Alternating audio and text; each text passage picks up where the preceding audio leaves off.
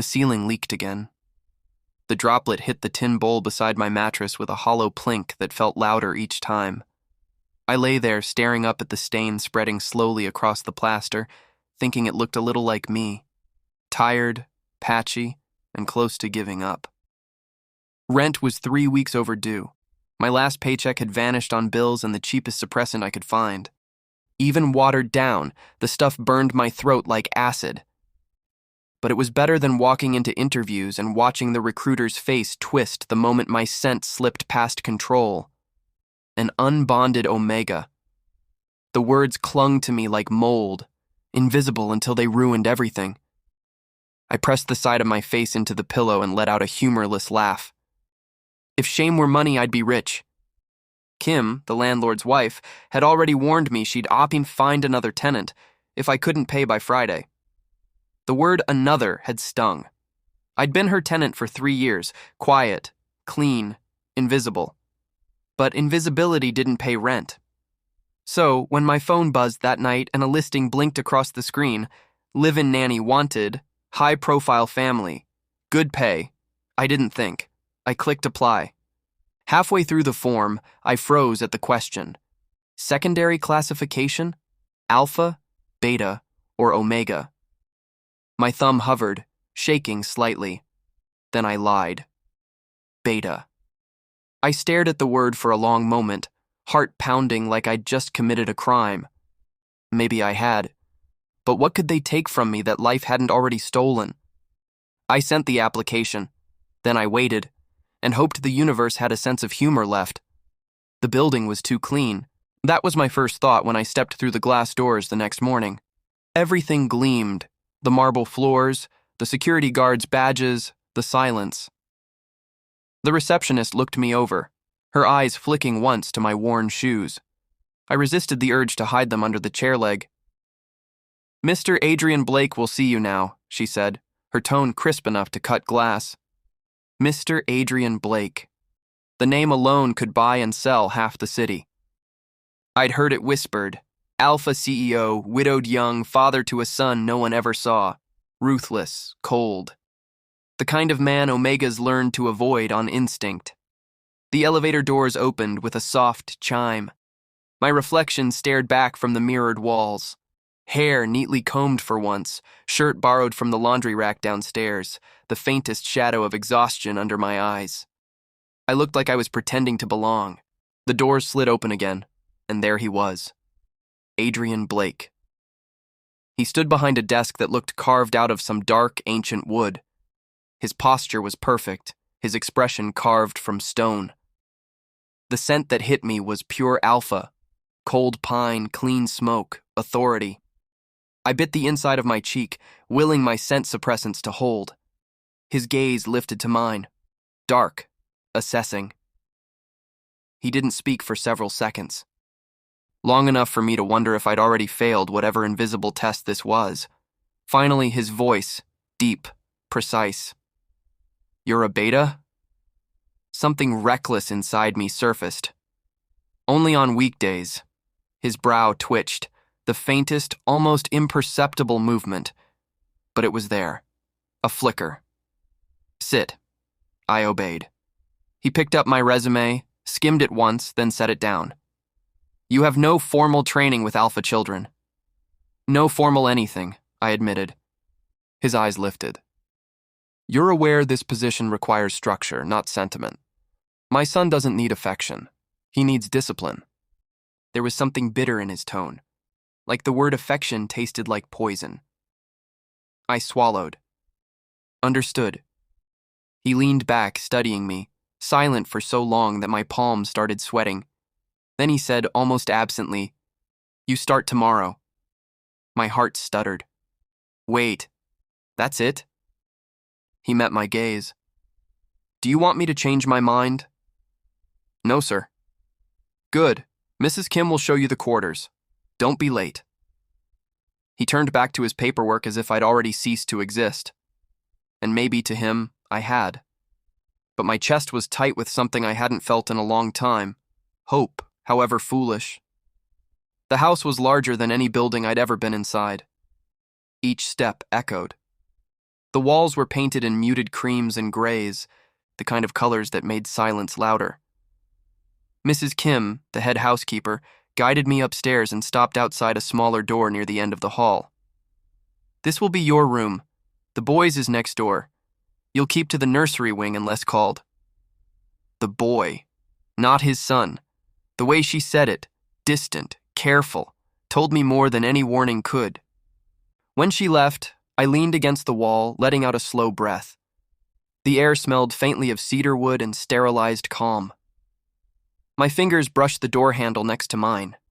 Curiosity whispered, "Just a peek." Inside, the room was dim, curtains half drawn, toys arranged neatly on shelves that looked untouched. And in the corner near the window, a small boy sat cross-legged on the carpet, a picture book open in his lap. He couldn't have been older than 4. "Hey," I said softly, crouching to his level. "You must be Liam." He froze, eyes flicking up to me, wide, wary, a mirror of his father's. He didn't answer. "I'm Evan," I tried again, smiling carefully. "Your new babysitter." Still nothing. He only shifted slightly as if bracing to run. I sat down on the floor instead, crossing my legs. "That's okay. You don't have to talk. I'm not good at that either." His eyes darted toward me again.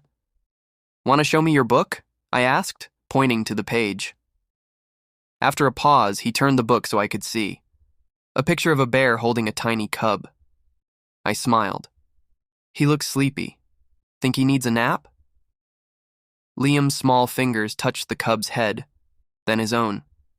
He gave a tiny nod. My heart clenched. So careful. So quiet.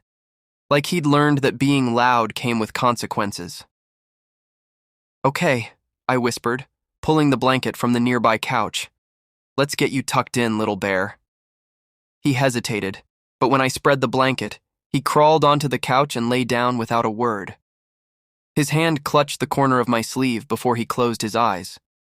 For a long time, I sat beside him, watching the slow rhythm of his breathing. There was something achingly familiar about it, the way loneliness filled even a child's silence. The door creaked. Adrien stood there, still in his work clothes, expression unreadable. His gaze flicked to where Liam's hand still clung to my sleeve. He didn't say a word, just turned and walked away, but I could feel the weight of his stare long after he was gone. I brushed a hand over the boy's hair, soft and fine beneath my fingers. "I came here to survive," I whispered to the sleeping child, "not to be needed." But deep down, I already knew. Both were about to become the same thing. I've always believed mornings tell you everything about a household. Some smell like coffee and laughter, some hum with quiet chaos. This one smelled like burnt toast and tension. The smoke detector screamed overhead, and I was 1 second away from joining it. "Come on, come on!" I waved a dish towel furiously at the toaster as it coughed out 2 pieces of charcoal that used to be bread. Perfect. Breakfast a la failure. Behind me came a soft giggle. I turned. Liam stood by the counter, clutching his stuffed bear. His tiny shoulders shook with laughter. Real, unrestrained, sunlight kind of laughter. I froze. That sound didn't belong in this cold house, but it fit him so perfectly it hurt. "Oh, so you think this is funny, huh?" I said, feigning offense. "You're mocking the chef. I'll have you know, sir, this is a masterpiece in abstract cooking." He laughed harder, hiding his smile behind the bear's head. For a kid who barely spoke, that laugh felt like a miracle. I wanted to hear it again. Of course, that's exactly when the universe decided to remind me I wasn't allowed to have nice things, because the kitchen door opened. And in walked Adrien Blake, immaculate, polished, and about as warm as the North Pole in January. His suit was crisp, his tie perfect, his expression somewhere between "I'm late for a board meeting" and "who let this chaos happen in my house." He stopped dead, eyes taking in the disaster. Smoke curling from the toaster, flour on the counter, jam smeared suspiciously across my sleeve. And then, his voice, low, calm, cutting, "You managed to turn breakfast into a crime scene." I blinked. "Better than starving your kid." His gaze snapped to mine, sharp as a knife. For a heartbeat, I regretted it. Then his lips twitched. Just barely. If you blinked, you'd miss it. The ghost of amusement that softened his face for half a second. He exhaled through his nose, turning away before I could read him. Liam, go wash up. I'll have Mrs. Kim prepare something edible. Liam hesitated. Then, to my shock, he tugged my sleeve gently. I want Evan toast, he whispered. Adrien froze mid-step. The air between us tightened. His son, asking for something I made. Fine, Adrien said finally, his tone clipped. But next time, try not to poison him. He walked out, shoulders perfectly squared, but I didn't miss the faintest sound of his sigh, the kind that wasn't annoyance, but something quieter. Something like relief? Liam looked up at me with a shy grin, crumbs already sticking to his cheek. I laughed under my breath. Guess I'm not fired yet, huh? He giggled again. And that, I decided, was worth every piece of burnt bread in the world. The house had a different kind of silence in the afternoons. Not empty, just restrained. Like everyone was afraid to breathe too loudly. Liam fell asleep across my lap sometime after lunch. The storybook he'd insisted I read was still open on the armrest, my hand absently brushing his hair as I hummed a tune I barely remembered from childhood. It wasn't a lullaby so much as a memory, the kind of hum that keeps the quiet from getting too heavy. His small fingers curled in the fabric of my shirt. I smiled, watching his chest rise and fall, slow and peaceful. That's when I felt it, that prickling awareness that someone was watching. I glanced up. Adrien stood in the doorway, silent as shadow. He wasn't in his suit now, just a crisp white shirt, sleeves rolled up, a loosened tie, the kind of sight that should have belonged to a man at ease, but nothing about him ever seemed at ease. His gaze flicked from my hand in Liam's hair to the boy's sleeping face. There was something raw in his expression, fleeting, but unmistakable. Guilt? Longing? Both? He spoke quietly, voice softer than I'd ever heard it. Don't get attached. He forgets easily. I looked down at Liam, his cheek pressed against my leg, and then back at Adrien. That's not something you should teach a kid, I said before I could stop myself. His eyes met mine, unreadable. Then, without another word, he turned and walked away. The door clicked shut, leaving me with the steady rhythm of Liam's breathing and a weight in my chest I couldn't name. Evening came with whispers. As I was washing the dishes, a voice spoke behind me, soft, cautious. You're new, said one of the maids, a beta woman maybe in her 30s, kind eyes, weary smile. I'm Tessa. Evan, I said, returning the smile. If you couldn't tell by the smoke damage in the kitchen. She chuckled lightly, then glanced toward the hallway before lowering her voice. A word of advice. Don't let Mr. Blake see you getting too close to the boy. My hand stilled. Too close? She hesitated, choosing her words. He doesn't like sentiment. The last nanny tried. He fired her within a week. Because she cared? Tessa sighed. Because she reminded him of things he's trying to forget. That landed heavy. I wanted to ask what she meant, but her gaze had already shifted to the doorway, like she feared he might appear just for hearing his name. After she left, I stood at the sink, fingers wrinkled from soap and water, staring at the dark window. Outside, the reflection caught him, Adrien, across the courtyard, standing near the edge of the garden. Alone. No phone, no company. Just him, hands in his pockets, looking at nothing. For a man who ruled entire boardrooms, he looked lost. The evening light hit his face, softening the hard lines, and I thought, not for the first time, that there was more to him than what he showed. I didn't know what it was yet, but I could feel it, the same way a storm hums in the air before it breaks.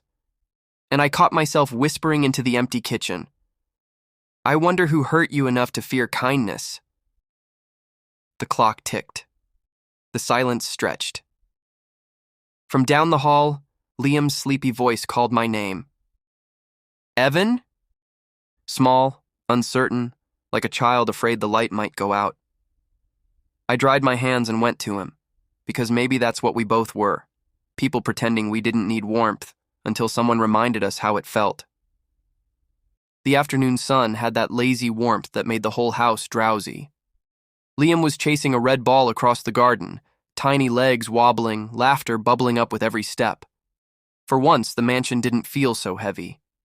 Even the air seemed lighter when he laughed. I sat on the porch steps, coffee gone cold in my hand, pretending I wasn't watching him like a hawk. I'd told myself 100 times, I'm the nanny, not his parent. I'm here to feed him, teach him, keep him safe. But it's funny how the word safe turns into mine before you even notice. He chased the ball too far. It rolled across the wet tiles near the fountain. I opened my mouth to call his name, and the next second, his small foot slipped. There was a sound I'll never forget. A small gasp, a thud, then silence. Liam! I didn't think. I moved. My body just acted. By the time I reached him, he was on the ground, knees scraped, lip trembling. His eyes widened when he saw me, and then the first sob tore out of him, raw, terrified, childlike. Hey, you're okay, I whispered, kneeling and pulling him close. His little body shook in my arms, his tiny fists clutching my shirt as if letting go meant falling again. Blood. Just a scrape. Nothing serious. But the way he cried, it broke something in me. I rocked him, whispering soft nonsense, the same hum I used to calm him at nap time. Then, through hiccups and tears, he gasped out a word that didn't belong to me. Mama! The world stopped. My breath caught. I froze, arms still around him, his heartbeat pressed against my chest. Mama, he whispered again, smaller this time before his eyelids fluttered and he went limp, exhausted from crying. I held him tighter, heart slamming so hard it hurt. No, sweetheart, it's okay. I'm here, I murmured, though the word burned in my throat. I wasn't his mother, but in that moment I wished I could be. A voice broke through the haze. What happened? It wasn't a question. I looked up. Adrien stood there, half-shadowed by the doorway, still in his work clothes, his tie loosened like he'd come straight from the office. His gaze went immediately to the small figure in my arms. He fell, just a small scrape, he's okay, I said quickly. I was right here, But then I saw it. The way his face changed when he heard Liam mumble again, half asleep. Mama. Adrien's body went still, completely still. Something raw flickered in his eyes, shock, pain, memory, all tangled into something I couldn't name. He didn't move closer, didn't speak, just stood there, staring like the word itself had cut him open. The silence pressed in, thick and suffocating. I swallowed hard. He didn't mean, he must have been confused. Adrien's voice came out low, rough around the edges. He's not confused. I froze. He looked away, jaw tight, hands clenched at his sides. You remind him of someone he lost. His tone was calm, but every word trembled under control. That's when it hit me. Like cold water. Liam's mother. Gone. And just like that, every strange rule, every unspoken distance in this house made sense. The lack of photos, the way Liam's room was spotless, untouched, like a memory preserved. I looked down at the boy sleeping against me and felt guilt twist deep in my chest. I'm sorry, I whispered. I didn't mean to. Adrien cut me off. You didn't. Life did. His voice cracked, so faint I almost thought I imagined it. Then he turned sharply and walked back into the house. The wind rustled the garden leaves, and the silence that followed was almost cruel. I stayed there for a long time, holding the boy who wasn't mine, wondering if I'd just stepped into a wound I could never fix. That night, the house felt different. Still quiet, but softer somehow, like even the walls were holding their breath. Liam slept soundly for the first time in weeks. I checked on him twice. Once to make sure he was okay, and again just because I couldn't stop myself. When I finally went back to my room, exhaustion hit all at once. I barely managed to sit on the bed before there was a soft knock on the door. 3 taps, precise, hesitant. I opened it. Adrien stood there, not the cold CEO version, but something else. Sleeves rolled, tie gone, eyes shadowed. For a man so controlled, he looked strangely lost. "He slept better tonight," he said quietly. I nodded. "Yeah, he didn't wake up once." Adrien hesitated, gaze dropping for a second before finding mine again. "You should stay close. He needs stability." The words sounded practical, emotionless, but his voice trembled, just slightly, betraying what his face didn't. Something in his hands caught my eye, the way his fingers flexed, restless, shaking. He noticed me looking and quickly shoved them into his pockets. "Good night, Evan." "Good night," I whispered. He turned, steps slow, deliberate, but I could tell. Every part of him was fighting to keep the distance he'd built around himself. When the door clicked shut, I leaned back against it, heart pounding. He hired me, not my heart. But tonight both felt dangerously tangled.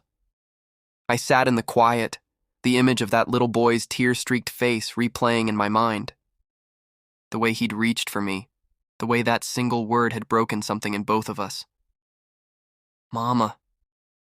It was never meant for me, but it found me anyway. And maybe, I thought, some words don't belong to anyone. They just find the people desperate enough to answer. The mansion smelled like coffee and quiet judgment. I was setting the table, careful not to spill anything, when Liam toddled in, dragging his stuffed fox like a sidekick. He climbed into his chair beside Adrien, who was already reading the morning paper like an alpha straight out of an advertisement.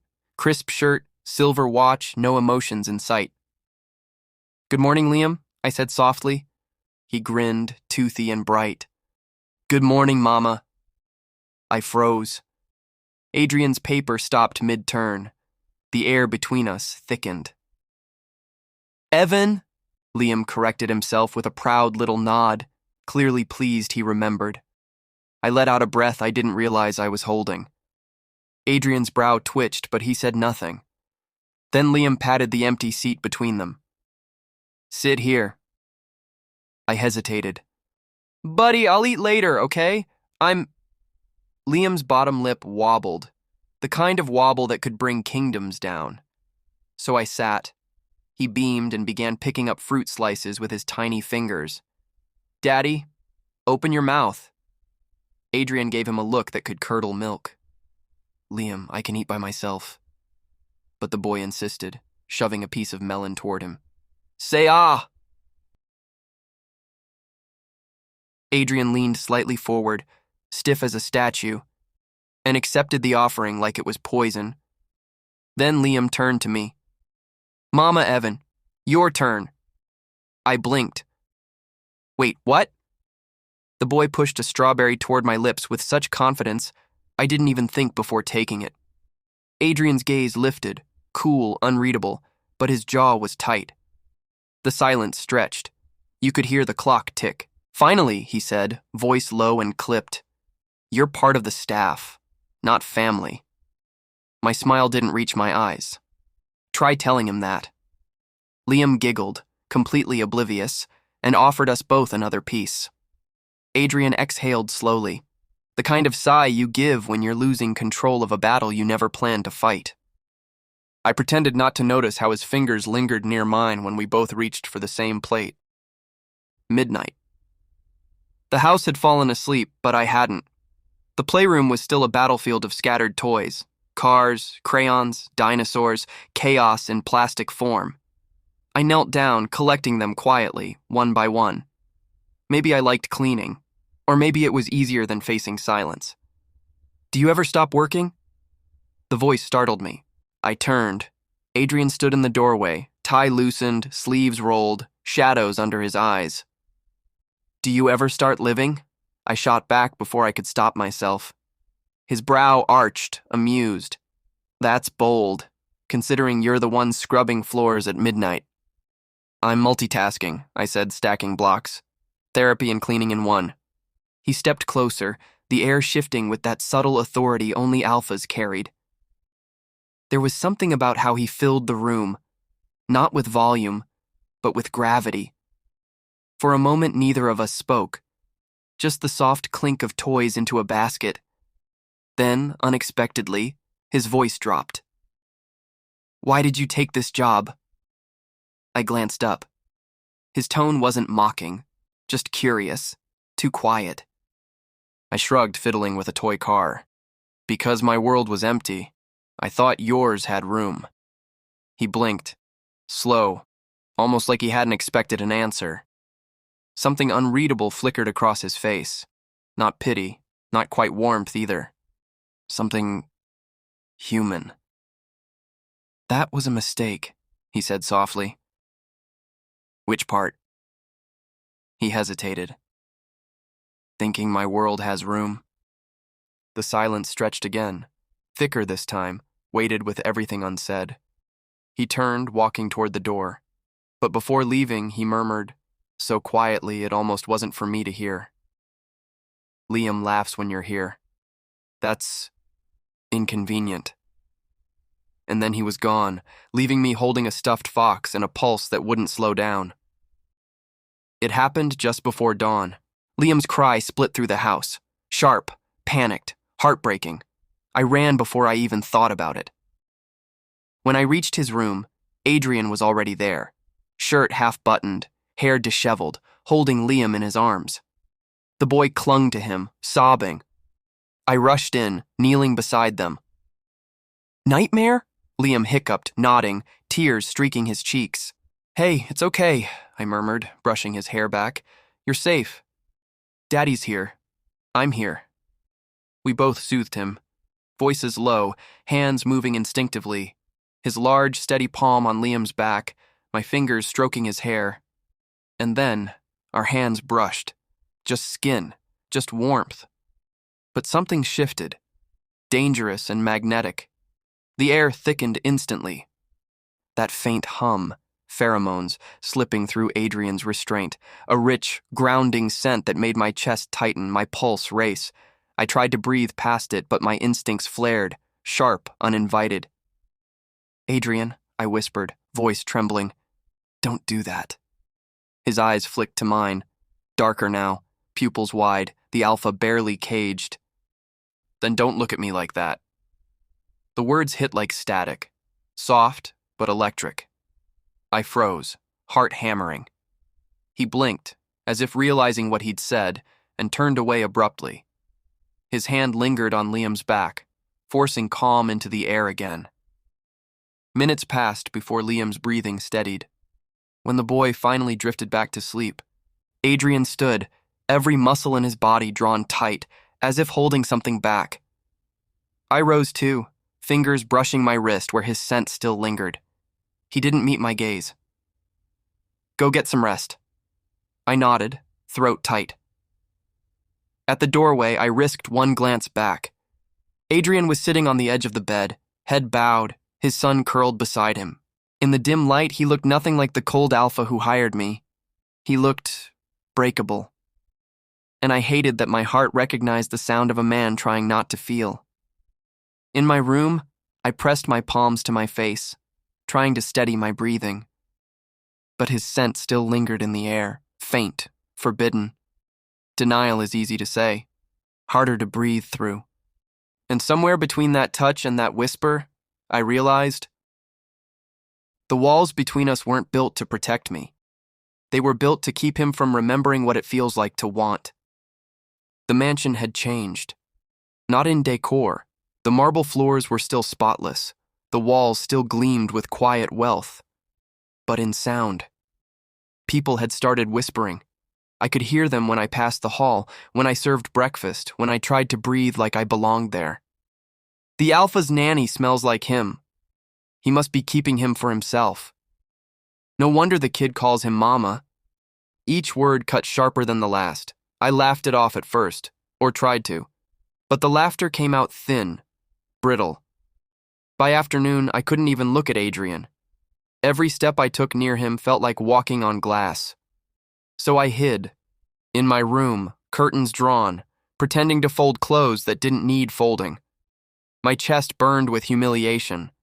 The scent of his pheromones still clung faintly to my skin from that night in Liam's room. And that was enough to fuel the gossip. I should have left, should have packed my things and saved whatever dignity I had left. But then, it hit. The heat. It came suddenly. Too soon, too sharp, flooding my body with warmth and confusion. My scent thickened the air before I could suppress it. I stumbled to the edge of the bed, shaking, biting my lip to keep quiet. My breath came fast, too fast. The door opened. "Why are you avoiding me?" His voice. I froze. Adrien stood there, sharp suit, unruffled, but his eyes were already darker, sharper, flicking over me as realization struck. "Evan." His tone dropped, low, certain, the kind of sound that made the air itself tighten. "You're in heat." I swallowed hard, throat dry. "Leave, please." He didn't. Of course he didn't. Instead, he stepped closer, voice steady but quieter. "You should have told me." "I don't tell my employer when my body decides to self-destruct," I snapped, trembling. "Your pack already thinks I'm your toy." That made him stop. His jaw flexed, the muscle ticking once before his voice came, measured, restrained. "Let them think," he said. "They're not wrong about the attention." I blinked at him, disbelieving. "You think this is funny?" "Nothing about this is funny," he replied. His tone wasn't cold. It was heavy, taut, like something inside him was barely being held in place. The room felt smaller, air thicker, my body caught between instinct and humiliation. I exhaled shakily. "Aren't you even a little shocked," I managed, "that I'm an omega?" His eyes met mine, sharp and dark. "Shocked?" he repeated, stepping closer. "Evan, I already knew." My chest stuttered. "You... what?" He shrugged lightly, a humorless smirk ghosting his lips. "You think I'd let anyone near Liam without knowing everything about them? Your file didn't tell me how stubborn you'd be, though." Despite the heat crawling up my spine, I laughed, a weak, broken sound. "You're unbelievable. Apparently so are you," he murmured, gaze flickering over me, not with hunger, but with control so precise it almost hurt to look at. Then the world tilted. I tried to stand, but my knees gave out, and the rush of scent that escaped me was overwhelming. Too much. Too wild. He caught me before I hit the floor, strong arms bracing me as my body shuddered. His scent rolled out in return, grounding, deep cedar and warmth, the instinctive dominance of an alpha protecting, not claiming. "Don't," I whispered, voice cracking. "You'll make it worse." He shook his head, tightening his hold just enough to keep me steady. "No, I'll make it bearable." I wanted to argue, but the haze was pulling me under too fast, his pheromones wrapped around mine, not crushing, but guiding, pushing the chaos back just enough to let me breathe. "Breathe, Evan," he said softly, his voice the only clear thing in the fog. "Let me help." And somehow I did. When his teeth brushed my neck, it wasn't a claim. It was a tether, a grounding point in the storm. The bite wasn't deep, not permanent, just enough to focus the spiraling heat into one point, to remind my body who it was safe near. It hurt. Then it didn't. Relief hit me like a wave. Dizzying, too much, too right. When it was over, I was trembling in his arms, heartbeat pounding unevenly against his chest. He didn't say anything. Neither did I. Only the sound of two people breathing wrong, for all the right reasons. I woke later to silence. My head throbbed, my neck still tingled, his scent faint on my skin. He was sitting in the chair by the window, sleeves rolled, eyes unreadable. "You shouldn't have done that," I said hoarsely. His gaze flicked to me. "You were in pain. I wasn't yours to touch." That hit something. His jaw tightened. "Don't play games with me." My voice cracked, raw and shaking. I got up, walked closer, and before I knew it, slap. The sound echoed through the room. My palm stung. My heart did worse. He didn't move, didn't flinch, just stood there, eyes locked on mine. Then something shifted. His gaze softened. Not anger, not pride. Something human, almost fragile. "You think I don't fight myself every time you smile at my son?" he whispered. The world stopped. The tension, the rumors, the guilt. Everything shrank to the space between us. He took a slow breath, voice rough. "You think I want this? That I planned it? I built my life around walls, Evan. You walk in, and he laughs again, and suddenly..." He stopped himself, swallowing hard. I looked away. My throat felt tight. And suddenly what? He didn't answer. Silence stretched between us. And it was worse than shouting, because the truth was there, bleeding between words neither of us could say. We didn't notice the tiny figure at first. Liam stood in the doorway, small, pale, eyes wide. When our voices had risen earlier, he must have heard. Now he was hiding under the table, clutching his stuffed fox. His little body shook. "Liam," I whispered, kneeling beside him. "It's okay, sweetheart." He blinked up at me, tears trembling on his lashes. "Are you mad at Daddy?" My heart cracked clean down the middle. "No, baby, we were just... loud." He crawled into my lap, curling against me. I held him tight, pressing my cheek to his hair. Across from us, Adrien knelt too. Careful, slow. His usual calm was gone. His hand shook slightly when he reached to brush Liam's hair. "Hey, buddy," he said softly. "No one's mad. I promise." Liam looked between us, small voice barely a whisper. "Can we stay like this?" The question pierced something deep. Adrien froze, and for a moment I saw it again. That flicker of emotion he never let anyone see. He looked at us, at his son in my arms, at the way I was holding him without fear. And something inside him broke. Not loudly, just quietly, like ice cracking under weight. He didn't answer Liam's question, but I saw it in his eyes. That impossible wish. He looked at us like he wanted to stay frozen right there, as if time could stop and keep this fragile, impossible moment. As if we could be a family. That night, when I finally laid Liam in bed, Adrien lingered in the doorway. His gaze brushed mine, hesitant, searching. He didn't speak. But his eyes said everything his mouth refused to. Apology, longing, fear. And when the door clicked shut, I realized something I didn't want to. Rumors didn't hurt half as much as the truth did, because the truth was starting to sound a lot like wanting him back. Liam fell sick on a Tuesday. It started as a cough, small, harmless. By midnight, it turned into a fever that burned through sheets and silence alike. I didn't sleep that night, or the next. 3 days, 3 endless, fevered days. I sat by his bed, wiping his forehead with cool towels, whispering lullabies I barely remembered from my own childhood. The world outside the room didn't exist. There was only the small rise and fall of his chest, the trembling of his lashes, the soft way his hand searched for mine even in sleep. And Adrien. He didn't speak much. He just appeared at the doorway every few hours, like a shadow learning how to stay. He brought me coffee once, wordless, steaming, the smell cutting through exhaustion. Another time, a blanket. Once, he quietly replaced the cold towel in my hand with a warm one. We didn't look at each other often, but when we did, something wordless passed between us. A truce, fragile and real. By the 3rd day, Liam's fever finally broke. I sagged back in my chair, nearly in tears. My body ached. My mind was somewhere between relief and collapse. Adrien stood across the bed watching us both. His sleeves were rolled up, his tie loosened, the first time I'd ever seen him not made of precision.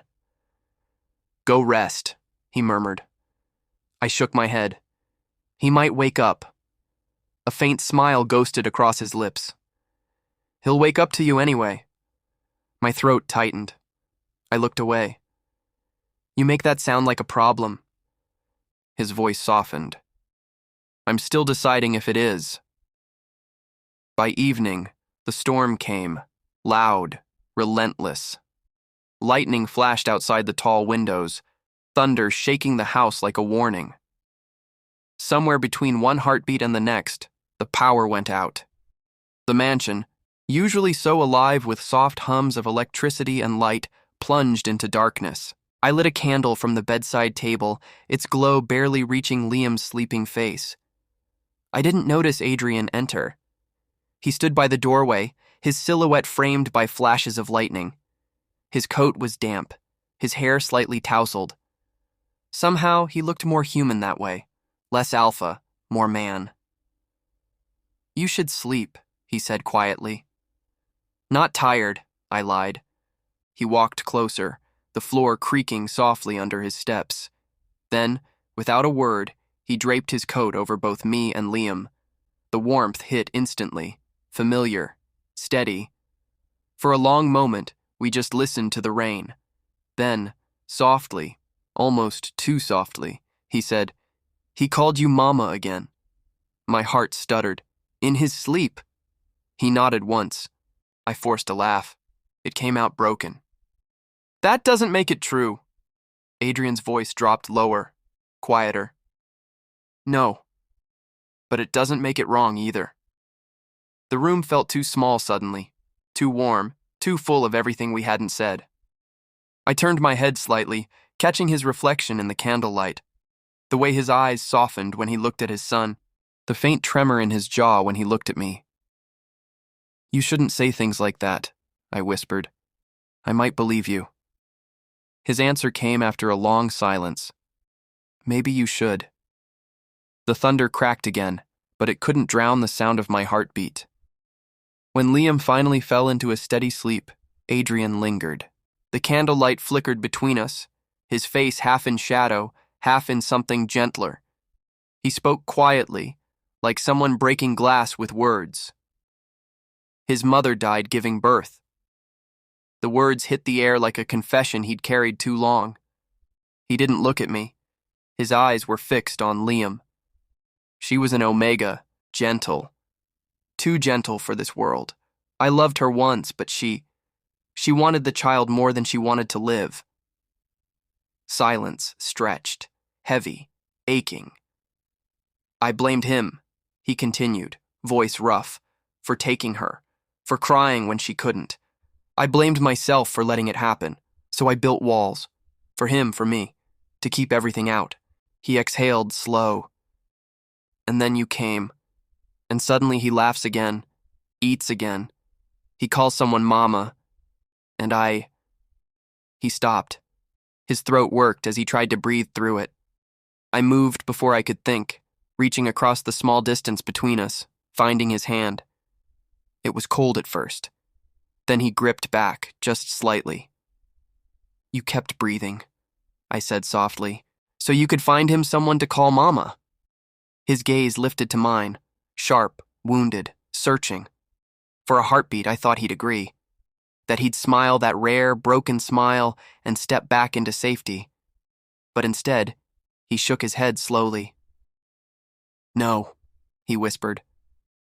So I could find someone to call mine. The world stopped moving. The candle flickered.